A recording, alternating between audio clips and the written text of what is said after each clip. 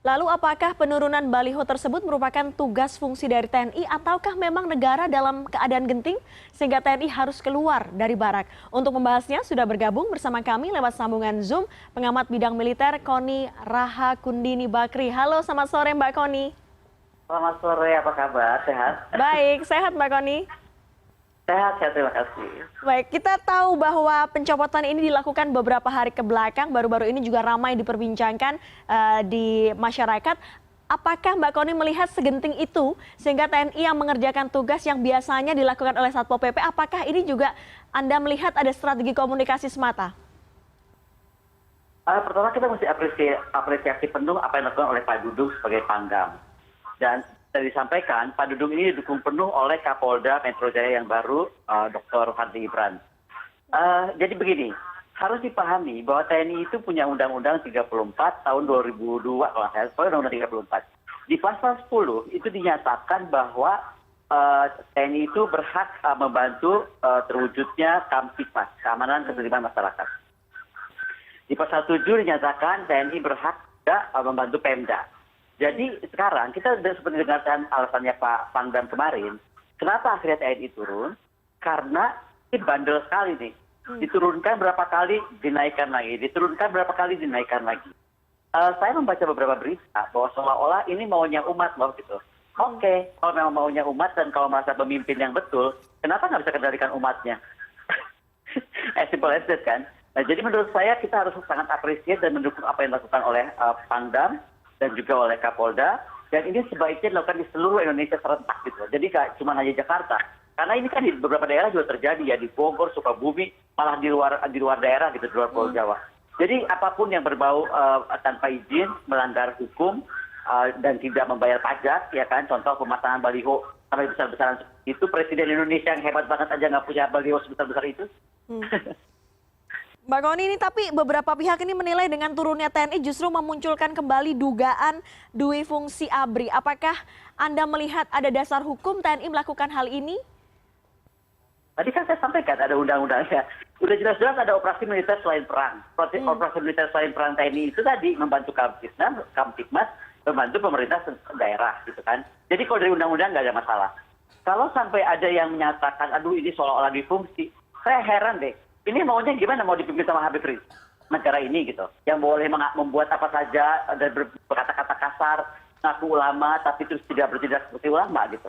Jadi begini ya, TNI itu akan hadir pada saat negara memerlukannya. Dia itu punya perangkat ya, perangkatnya itu sudah sangat canggih, mengukur AGHT, ancaman, gangguan, hambatan, tantangan.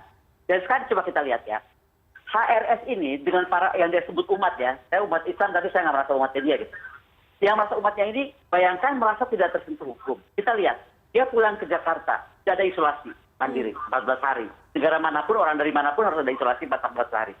Kemudian, dia kerumunan masanya dia itu merusak objek vital nasional. Catat ya, objek vital nasional, yaitu bandara. Apa ada pergantian dari HRS dan kawan-kawannya dan kelompoknya itu? Nggak ada. Negara lagi yang ganti uangnya, uang rakyat lagi yang terpakai. Ketiga, terus tiba-tiba dia melakukan kerumunan dan dibiarkan. Malah diberi masker, dikasih hadiah masker, dikasih hadiah sanitizer. Jadi ini menurut saya tuh ada kebesaran kepala di kepalanya dia ini, saya nggak tahu. Karena kemudian juga para beberapa tokoh negara, juga tokoh asli ibu kota mendatangi dia ke tempatnya gitu. Jadi dia sepertinya merasa dia kebal hukum, dia sakti mandraguna gitu, di atasnya dia nggak ada siapa-siapa, sehingga baru balihonya diturunkan aja sudah pada teriak-teriak seperti ini. Lah, ini gimana, negara ini kan punya aturan gitu, Pemda punya aturan. Kalau dia nggak sanggup bayar, nggak sanggup memenuhi kewajibannya dengan memasang baliho itu ya harus diturunkan. Itu nomor satu. Yang kedua, dalam konteks apa dia pasang baliho? Dia bukan calon pilkada misalnya. Kita kan sedang menghadapi pilkada. Dia bukan calon apapun, gitu kan? Dan kalau saya perhatikan, baliho-baliho dia itu beberapa tuh sangat ini ya, provokatif. Misalnya mengajak revolusi, jihad gitu. Jihad terhadap apa? Ini kalau dibilang revolusi ini udah lagi jadi makar. Dan sudah saatnya TNI turun tangan.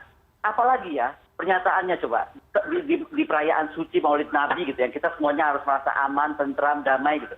Yang ada malah apa? Malah mengancam memenggal kepala. Akan mengikuti yang terjadi di Perancis. Itu sudah ancaman gitu loh.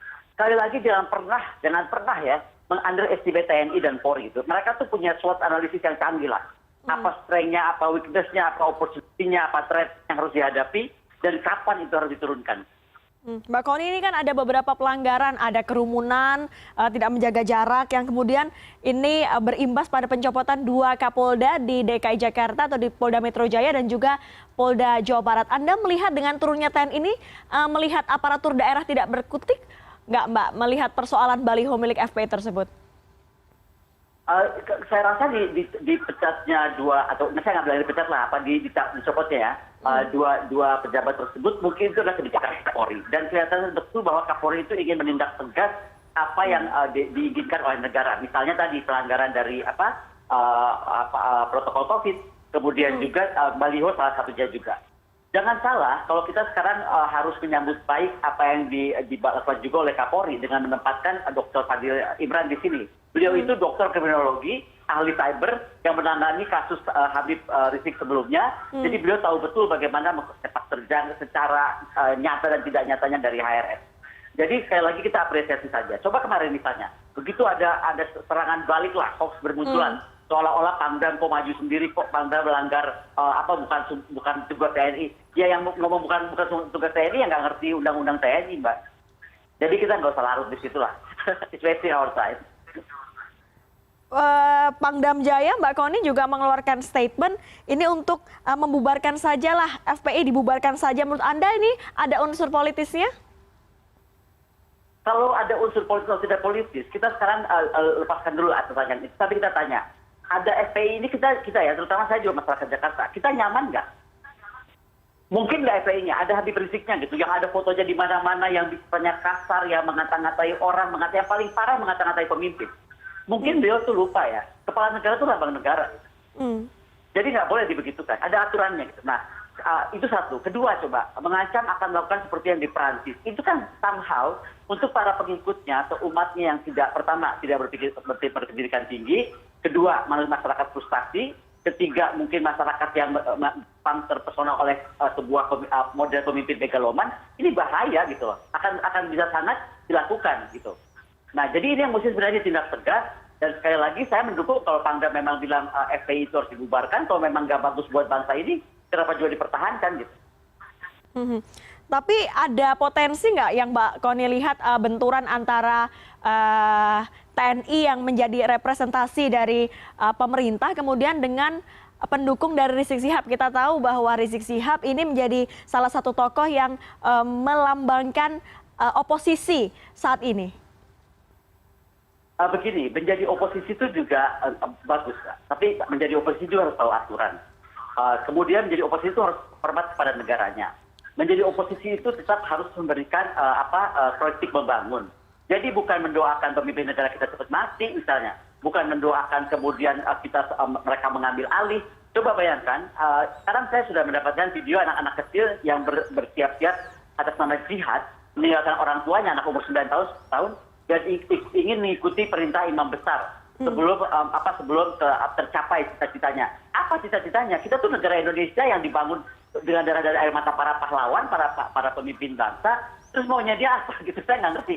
Kalau memang mau menggantikan lambang negara, pemerintah negara, kemudian juga pin bendera gitu kan, ya itu udah makar, harus ditindak tegas.